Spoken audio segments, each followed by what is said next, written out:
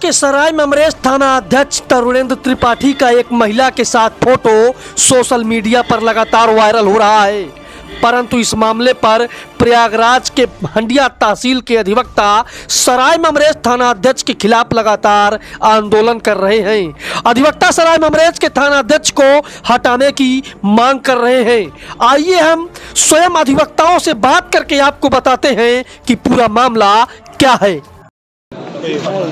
साथियों, मैं इस समय हंडिया तहसील में हूं और यहां पर अधिवक्ता लोग इकट्ठा हुए हैं। सराय ममरेज के थाना अध्यक्ष तरुणेंद्र त्रिपाठी का एक फोटो वायरल हुआ था एक महिला के साथ। उस फोटो में तरुणेंद्र त्रिपाठी जो वहां के इंस्पेक्टर हैं वह अर्धनग्न हालत में केवल अंडरवियर पहने हुए हैं और थाने के अंदर होली का जश्न मनाया जा रहा है। और यह जब फोटो वायरल हुआ तो फोटो वायरल होने के बाद बलराम जी जो कि हंडिया तहसील के अधिवक्ता हैं, इन्होंने मामले को फोटो को प्रयागराज के कमिश्नर को भेजा कि मामले पर कार्रवाई की जा सके। जब इंस्पेक्टर को यह लगा कि हमारे ऊपर कार्रवाई होगी तो बलराम जी का अधिवक्ता का आरोप है कि इनके खिलाफ उस महिला के द्वारा एफआईआर लिखवाने का प्रयास इंस्पेक्टर के द्वारा किया जा रहा है। हमारे साथ हंडिया में जब लोग अधिवक्ता समाज के लोग इकट्ठा हुए थे, धरना प्रदर्शन कर रहे हैं इंस्पेक्टर के खिलाफ, तो हमारी मुलाकात बलराम जी से अधिवक्ता से हुई है। सर, आप बताइए क्या समस्या है आपकी? सबसे पहले तो हम आपको बहुत बहुत धन्यवाद देना चाहते हैं। और मैं एक दिन रात में अपने घर पे लेटा था और सोशल मीडिया चला रहा था जी। उसी पे फोटो आई अर्धनग्न अवस्था में, अश्लील फोटो इंस्पेक्टर सराय ममरेज की। तो हमने देखा कि ये तो लोकतंत्र की धज्जियां उड़ाया जा रहा है। हमने उस फोटो को स्क्रीनशॉट लेकर के पुलिस कमिश्नर के पास भेज दिया और पुलिस कमिश्नर ने जैसे इंस्पेक्टर से सवाल पूछा तो इन्होंने जो है उस महिला को बुला करके मेरे खिलाफ एक साजिश के तहत दरखास्त लिखवाया और उस महिला के द्वारा मेरे ऊपर मानहानि का छेड़खानी का मुकदमा लगा, जिससे मैं बहुत आहत हूँ। और पूरे फेसबुक लाइव आकर के उसने मेरे ऊपर चरित्रहीनता का आरोप लगाया और छेड़छाड़ करने का आरोप लगाया। बरनापुर पे बलराम यादव ने मुझे पटक दिया। ये सब निराधार आरोप और मनगढ़ंत साजिश के तहत हमको छेड़खानी के मुकदमे में पंजीकृत करके सराय ममरेज हमको जेल भेजना चाहते हैं। और पूर्व मैं अधिवक्ता परिषद का ज्वाइंट सेक्रेटरी होने के नाते आए दिन अधिवक्ताओं की आवाज़ उठाता हूँ। इंस्पेक्टर महोदय ने कहा कि कोई अधिवक्ता अगर हमारे थाने के अंदर आया तो मैं उसकी टांग तोड़वा दूंगा।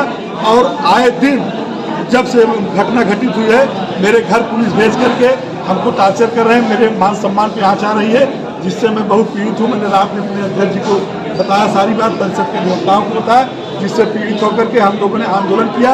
और यह आंदोलन तब तक चलेगा जब तक जिलाधिकारी प्रयागराज और पुलिस कमिश्नर प्रयागराज आकर के हमारी बात को सुने और तत्काल प्रभाव से उस अफसर को भ्रष्ट सस्पेंड करे और जो महिला मेरे ऊपर निराधार आरोप लगाई है उसको विधिक कार्रवाई करते मुकदमा पंजीकृत कर उसको देंगे। साथियों, आप देख रही है स्थिति अधिवक्ता के साथ है। अधिवक्ता महोदय का केवल इतना काम करना था, इन्होंने इतना किया था कि जो फोटो वायरल हुई थी उसको पुलिस कमिश्नर जो प्रयागराज के पुलिस विभाग के मुखिया हैं उनको केवल अवगत कराया था। लेकिन पुलिस कमिश्नर और इंस्पेक्टर दोनों लोग ऐसा लगता है कि मिले हुए हैं और इंस्पेक्टर ने इनके ऊपर उस महिला को बुलवा करके एफआईआर करवाने का प्रयास किया और वो महिला बार बार कह रही है कि इन्होंने उसको उठा करके पटक दिया। साथियों, यह देखिए आप, प्रयागराज के अधिवक्ताओं के साथ ऐसा हो रहा है। प्रयागराज पुलिस विभाग के मुखिया कोई इस तरह की मामले पर ध्यान नहीं दे रहे हैं। इस मामले पर हमारे साथ प्रयागराज के हंडिया तहसील के अधिवक्ता जो वरिष्ठ अधिवक्ता हैं, हम उनसे बात करेंगे। सर, आप बताइए, इस तरह की घटनाएं जब अधिवक्ताओं के साथ हो रही हैं और ऐसे अधिवक्ताओं के साथ हो रही हैं जो हंडिया तहसील बार एसोसिएशन के पदाधिकारी हैं, तो आम अधिवक्ताओं के साथ क्या होता होगा और आम नागरिकों के साथ क्या पुलिस कर रही होगी? देखिए, ये वास्तव में एक सही प्रश्न उठाया गया है। इस किस तरीके से जो अधिकारी हैं निश्चित रूप से ये प्रशासन और सरकार की मंशा के विपरीत काम कर रहे हैं। इसलिए हमें प्रयागराज के पुलिस कमिश्नर, जिलाधिकारी सहित उत्तर प्रदेश सरकार से भी ये निवेदन करना चाहेंगे कि ऐसे पुलिस अधिकारी, ऐसे अधिकारी चाहे वो शासन के और प्रशासन और पुलिस प्रशासन के हों, अगर उनके विरुद्ध तत्काल कार्रवाई नहीं की गई, उन्हें तत्काल सबक नहीं सिखाया गया, तो वो सरकार की मंशा के विपरीत काम करते हुए वो सरकार की प्रतिष्ठा को भी धूमिल करने का प्रयास कर रहे हैं। इसलिए उनके खिलाफ सरकार की मंशा के खिलाफ कार्रवाई करने के लिए भी कार्रवाई होना चाहिए और उनका तत्काल 24 घंटे के अंदर अगर स्थानांतरण न किया गया और उन्हें सस्पेंड न किया गया तो ये अधिवक्ताओं का आंदोलन दूसरा रूप धारण कर सकता है। इस संबंध में हमारे अधिवक्ता परिषद ने निर्णय लिया है कि कल हम लोग 2 बजे के बाद आम सभा करेंगे और अगर इस बीच में कोई सार्थक पहल प्रयागराज के आला अधिकारी, पुलिस अधिकारी और जिलाधिकारी के माध्यम से नहीं हुआ तो हम लोगों का आंदोलन हटिया तहसील से निकल करके जिले भर में फैलने का काम करेगा। सर आप बताइए, जब प्रयागराज का अधिवक्ता ही पुलिस से सुरक्षित नहीं है तो आम नागरिकों का क्या होगा? आज हमारे यहाँ इस तहसील हड़िया में जो सारे अधिवक्ता आप देख रहे इकट्ठा हुए हैं, यह केवल यहाँ के प्रशासनिक व्यवस्था की ही बात नहीं है। हमारे यहाँ के उपजिलाधिकारी महोदय जो बैठे हुए हैं, यहाँ जो तहसीलदार हैं, यहाँ का भ्रष्ट थाना प्रशासन जो है, ये सारे के सारे लोग केवल एक मुद्दा इनका है, लूट खसोट करना, झूठे मुकदमे कायम करना। जब हम न्याय मांगने इनके पास जाते हैं कोई इनकी तरफ जवाब नहीं रहता है। न हमारे उपजिलाधिकारी महोदय किसी मुकदमे में स्थगन आदेश दे रहे हैं, न तहसीलदार महोदया द्वारा भी कोई ऐसे फैसला, तानाशाही पूर्ण ढंग से सुनवाई मुकदमे की जा रही है। जो चाहती है मुकदमा अपना आदेश में रख लेती हैं।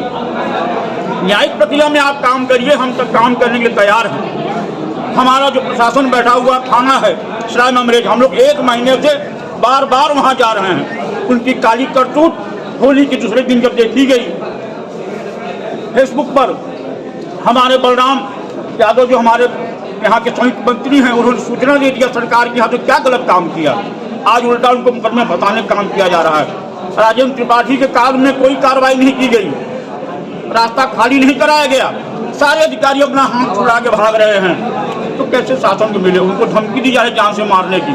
तो अधिवक्ता हमारा यहाँ बहुत ही शुद्ध है। हम सब आज यहाँ धरना पे बैठे हैं। कल हम लोगों की यहाँ बैठक होने जा रही है। इस बैठक के बाद कोई भी निर्णय हमारे अध्यक्ष मंत्री लेंगे, उसके अनुसार हम सब आपके साथ कदम मिला के तैयार बनाने के लिए।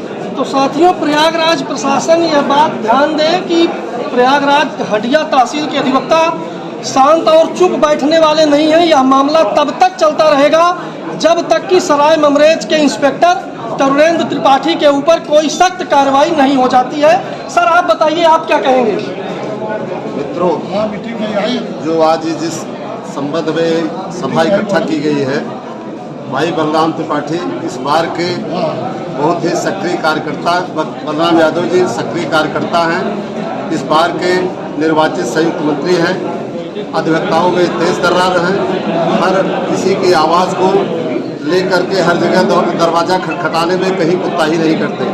थाने गए थे किसी काम के लिए, इस कार्य को देखा, उन्होंने वायरल कर दिया, जिसका इनाम इनको दिया जा रहा है कि पुलिस कमिश्नर और दरोगा यशो सराय ममरेज इनके खिलाफ झूठी कूट रचना करके एक FIR दर्ज कराने का प्रयास कर रहे हैं। बलराम यादव चूँकि एक सामाजिक आदमी है, समाज में टहलते हैं, इनकी सम्मान और प्रतिष्ठा के साथ खिलवाड़ किया जा रहा है।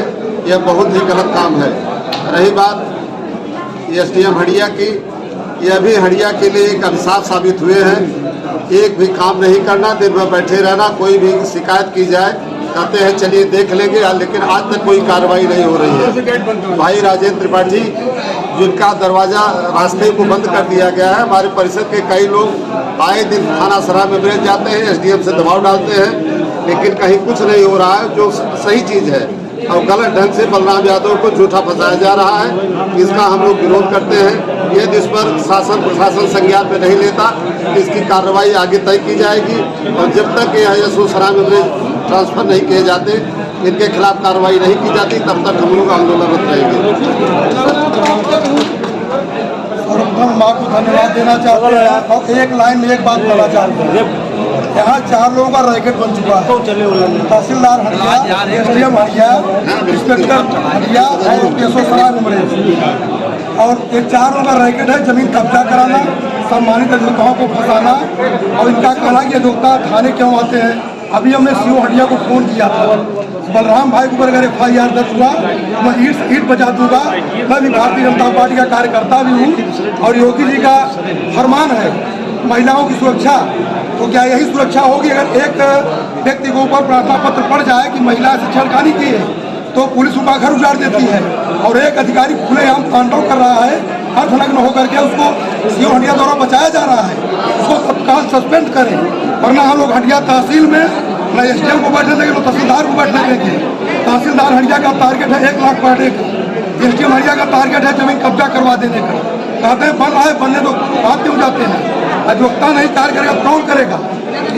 तहसीलदार के बारे में तो कहा जाता है कि 6 बजे तक 7 बजे तक बैठी रहती है। हाँ। करती क्या है बैठ कर? करती है, उनका टारगेट 1 लाख रुपए का पर डे का है। जब तक वो पूरा नहीं हो जाता उनको चैन नहीं होता है। इसलिए वो कोर्ट में 2 बजे बैठ जाएगी, 4 बजे बैठ जाएगी, 5 बजे बैठ जाएगी। कोई न पास है न कोई सुनवाई है, बस आदेश है सुरक्षित, आदेश है सुरक्षित।